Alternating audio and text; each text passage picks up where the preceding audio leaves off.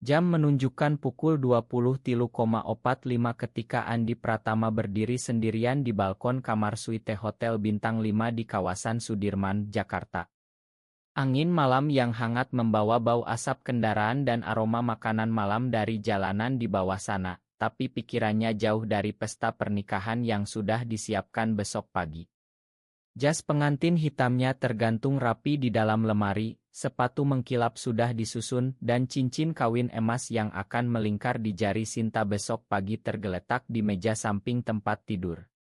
Tapi Andi tidak bisa tidur, apalagi merasa bahagia.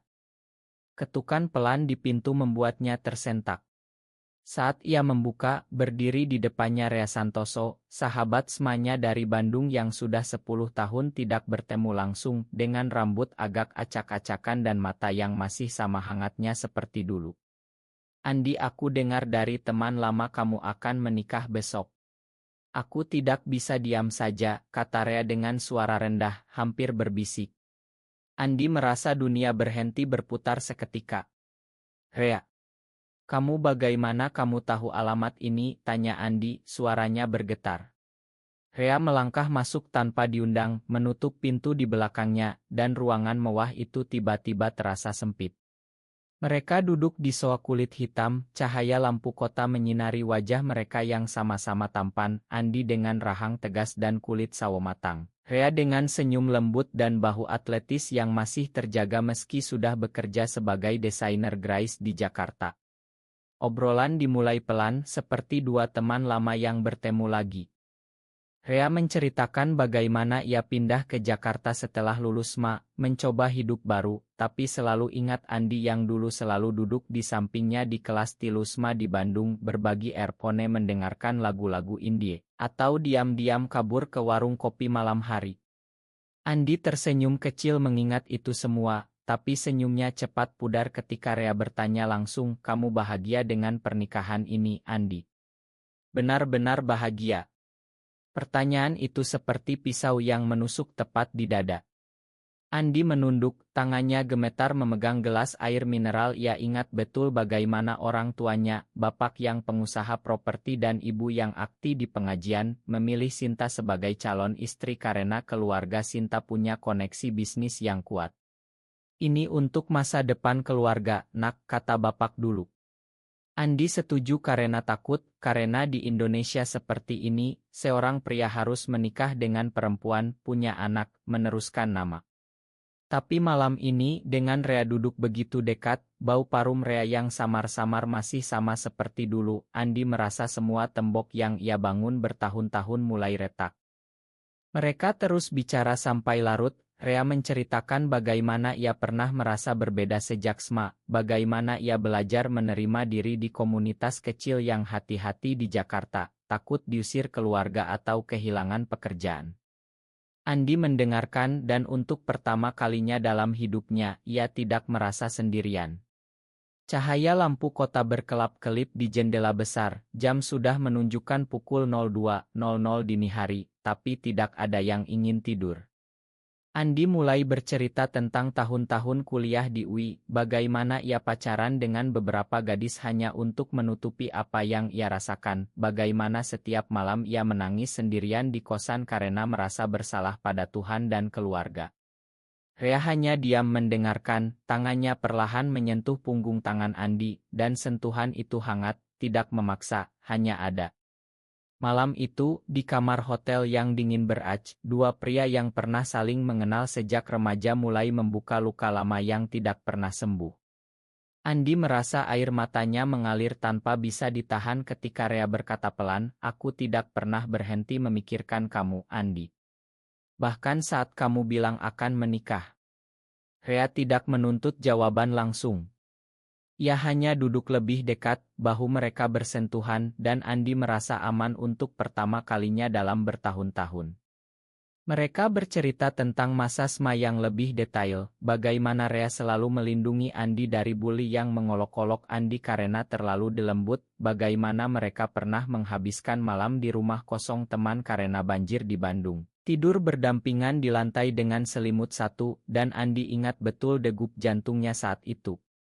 Aku pikir itu hanya persahabatan biasa, kata Andi dengan suara serak. Rea tersenyum pahit, aku tahu itu lebih dari itu sejak kamu memeluk aku saat ujian akhir. Tapi aku takut bilang, takut kamu menjauh. Jakarta malam ini terasa begitu sunyi meski lalu lintas masih ramai di bawah. Andi bangkit, berjalan ke jendela, melihat gedung-gedung tinggi yang berkilauan seperti ribuan mata yang mengawasi. Ia membayangkan besok pagi, di masjid dekat rumah orang tuanya di Pondok Indah, ia akan mengucapkan ijab kabul di depan ratusan tamu, Sinta dengan kebaya putih cantik, keluarga besar yang sudah siap oto bersama. Tapi sekarang, dengan Rea di belakangnya, Andi merasa itu semua seperti mimpi buruk yang ia paksa percaya. Rea mendekat, berdiri di samping, kamu tidak harus lakukan ini, Andi. Kamu punya hak untuk bahagia dengan cara kamu sendiri. Kata-kata itu membuat Andi menangis lagi, kali ini lebih deras. Ia menceritakan tekanan dari ibu yang setiap hari mengingatkan kamu sudah 28, kapan kasih cucu, dari bapak yang mengancam akan memotong warisan jika Andi mengecewakan adat. Di Indonesia, menjadi diri sendiri bagi pria seperti Andi berarti kehilangan segalanya, keluarga, pekerjaan di perusahaan keluarga, bahkan teman-teman yang akan bergosip di grup wa keluarga besar. Rea berbagi ceritanya sendiri, bagaimana ia pernah hampir menikah dengan perempuan untuk menyenangkan orang tua, tapi batal di detik terakhir karena tidak sanggup bohong lagi. Aku kehilangan mereka untuk sementara, tapi aku dapat kembali ke diriku sendiri, kata Rea. Malam semakin larut, mereka pindah ke tempat tidur, bukan untuk apa-apa selain duduk berdampingan, bahu bersandar, tangan saling genggam tanpa kata. Andi merasakan kedamaian yang aneh, seperti pulang ke rumah yang lama hilang. Tapi kedamaian itu terganggu ketika ponsel Andi berdering, panggilan dari ibu. Nak, kamu di mana? Besok pagi sudah harus siap, jangan begadang ya. Andi menjawab dengan suara biasa, iya bu, aku istirahat kok. Saat telepon ditutup, Andi menatap Rea dengan mata merah, aku tidak tahu harus bagaimana, Rea. Aku takut. Rea memeluk pundaknya pelan, kamu tidak sendiri malam ini. Mereka terus bicara sampai Ajar hampir menyingsing, membahas mimpi-mimpi yang dulu, bagaimana Andi ingin jadi arsitek tapi terpaksa ambil bisnis keluarga. Bagaimana Rea berhasil mandiri meski orang tuanya di Bandung masih tidak tahu sepenuhnya tentang dirinya.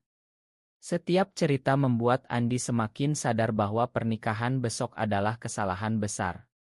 Tapi konsekuensinya terlalu berat, Sinta yang baik hati akan hancur, keluarga akan malu di depan masyarakat, mungkin Andi akan diusir dari rumah.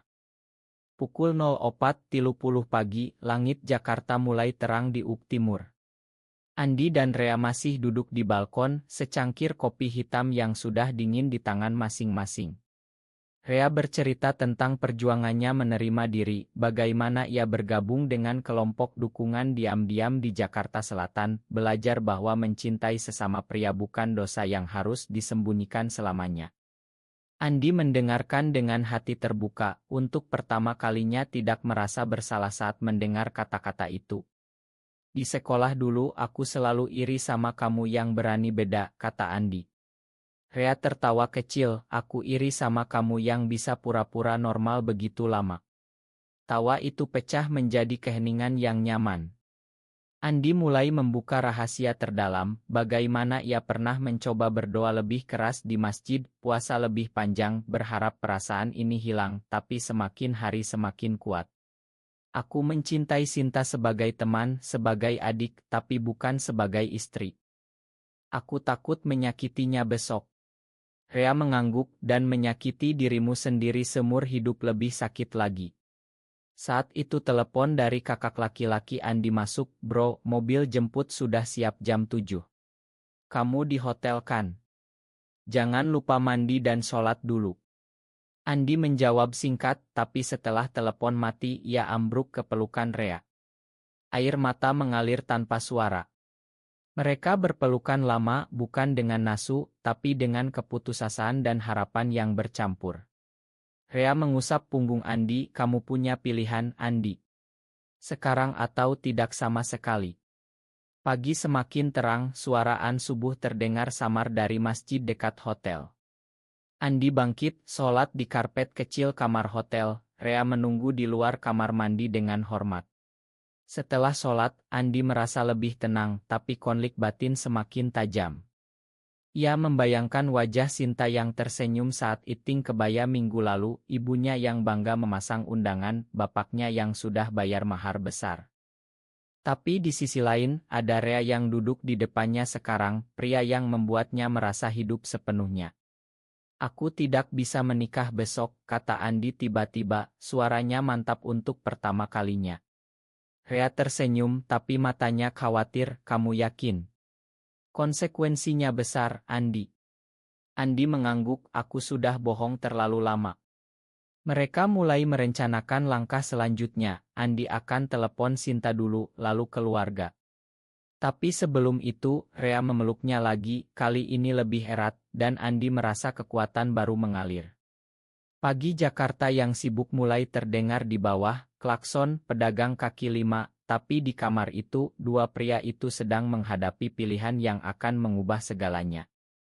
Pukul 0:15, Andi mengambil ponsel dengan tangan gemetar. Ia menelepon Sinta, suaranya hampir hilang saat berkata, Sin, aku tidak bisa lakukan ini. Makan aku. Sinta di ujung sana terdiam lama, lalu menangis pelan, Andi apa yang terjadi? Kita sudah siap semua. Andi tidak bisa jelaskan semuanya di telepon, hanya bilang ia butuh bicara langsung nanti. Setelah telepon ditutup, Andi ambruk ke lantai, Rea duduk di sampingnya, memegang bahunya. Kamu sudah lakukan langkah pertama yang paling berat, kata Rea. Tapi kenyataan baru datang ketika ibu Andi menelepon marah, kamu di mana? Tamu sudah mulai datang. Jangan buat malu keluarga. Andi menjawab dengan suara tegas yang baru ia temukan, Bu, aku tidak akan menikah hari ini. Aku akan jelaskan semuanya nanti. Panggilan itu berakhir dengan teriakan ibunya. Rea membantu Andi berdiri, mereka mandi bergantian, ganti pakaian biasa. Andi memakai kemeja putih sederhana, bukan jas pengantin. Mereka keluar dari hotel, naik taksi ke rumah Andi di Pondok Indah. Sepanjang jalan, Andi menceritakan ketakutannya pada Rea, takut diusir, takut jadi bahan gosip di lingkungan elite Jakarta, takut kehilangan pekerjaan. Rea mendengarkan, berbagi pengalamannya sendiri saat keluar ke orang tua di Bandung 2 tahun lalu, bagaimana bapaknya sempat tidak bicara selama berbulan-bulan, tapi akhirnya menerima karena cinta orang tua lebih besar. Tidak semua keluarga sama, tapi kamu harus coba, kata Rea. Saat tiba di rumah besar bergaya modern, tamu sudah ramai di halaman, dekorasi bunga putih dan tenda sudah terpasang. Bapak Andi langsung menghampiri dengan wajah merah, apa-apaan ini, Andi? Kamu gila. Andi berdiri tegar, Rea berdiri di belakangnya sebagai dukungan diam di ruang tamu, di depan keluarga inti, Andi mengatakan semuanya, aku mencintai seorang pria, Pak Bu. Namanya Rea. Aku tidak bisa bohong lagi pada Sinta, pada kalian, pada diri sendiri. Ruangan hening sejenak, lalu meledak amarah. Ibu menangis histeris, kakak laki-laki memaki, bapak memukul meja. Kamu bikin malu keluarga besar. Apa kata tetangga, apa kata teman pengajian? Andi menangis tapi tidak mundur, aku sudah dewasa, Pak. Aku harus hidup dengan benar. Rea tetap diam, tapi matanya penuh kebanggaan pada Andi. Sinta datang kemudian, wajahnya pucat, tapi ia memeluk Andi pelan, aku sudah curiga sejak lama, Andi. Aku sakit hati, tapi aku mengerti. Konfrontasi di rumah berlangsung berjam-jam. Bapak mengancam akan memutus hubungan, ibu memohon Andi pikir lagi, ini hanya godaan setan. Tetangga mulai berkumpul di luar, bisik-bisik tentang pengantin kabur. Andi merasa dunianya runtuh, tapi setiap kali ia menatap Rea yang menunggu di mobil di depan rumah, ia mendapat kekuatan. Rea tidak masuk ke rumah untuk menghindari konflik lebih besar, tapi ia kirim pesan, aku di sini, apapun yang terjadi. Akhirnya, Andi keluar dari rumah dengan tas kecil berisi baju ganti, tanpa warisan, tanpa dukungan finansial sementara. Ia naik mobil bersama Rea menuju apartemen Rea di Kemang. Di perjalanan, Andi diam saja, air mata mengering di pipi.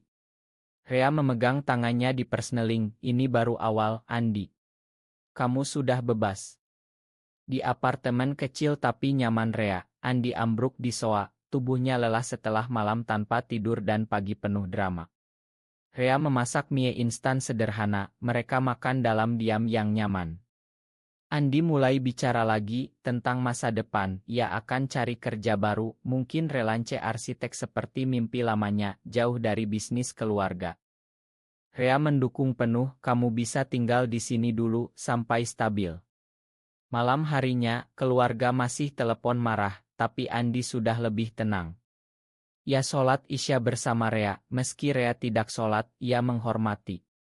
Mereka duduk di balkon apartemen, melihat lampu Jakarta yang sama seperti malam sebelumnya, tapi sekarang Andi merasa berbeda, lebih ringan, lebih benar. Rea bercerita tentang perjalanan pertumbuhannya, bagaimana ia belajar mencintai diri sendiri meski masyarakat bilang salah. Andi mendengarkan dan untuk pertama kalinya ia merasa bangga pada dirinya sendiri.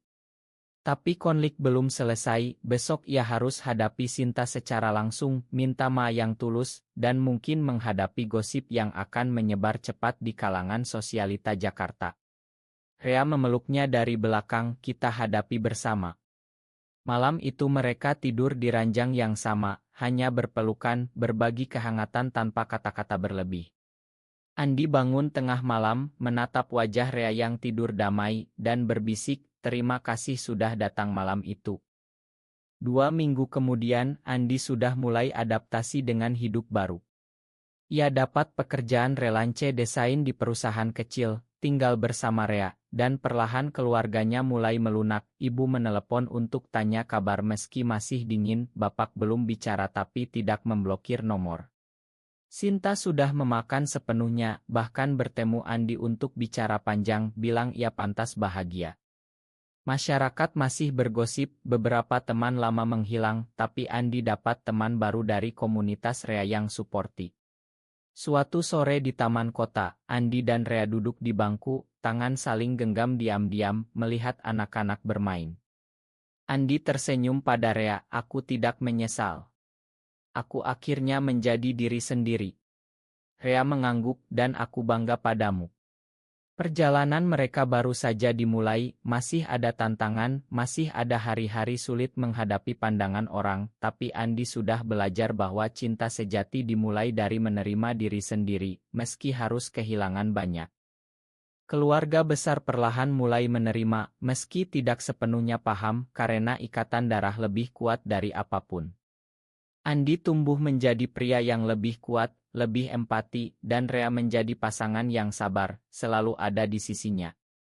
Di Indonesia yang masih penuh tantangan bagi pria seperti mereka, mereka memilih hidup dengan jujur, membantu yang lain yang masih berjuang. Suatu malam, di balkon apartemen, Andi memeluk Rea dan berkata, malam itu di hotel, kamu selamatkan aku. Rea tersenyum, kita saling selamatkan. Hidup mereka terus berlanjut, penuh harapan meski tidak mudah. Apakah seseorang harus selalu mengikuti hati nuraninya meski itu berarti melukai orang-orang terdekat dan menghadapi penolakan masyarakat? Benar atau salah?